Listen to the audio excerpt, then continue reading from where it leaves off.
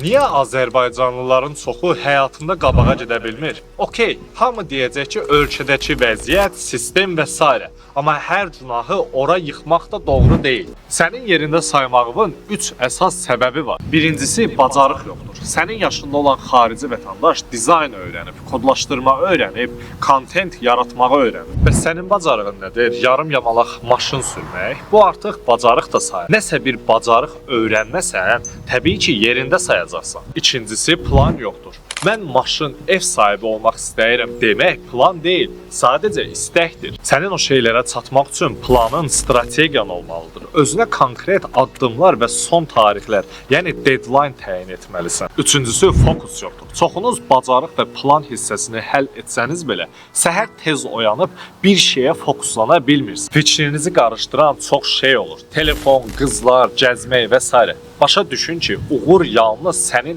ətrafında hər şey ideal olanda gəlməyəcək.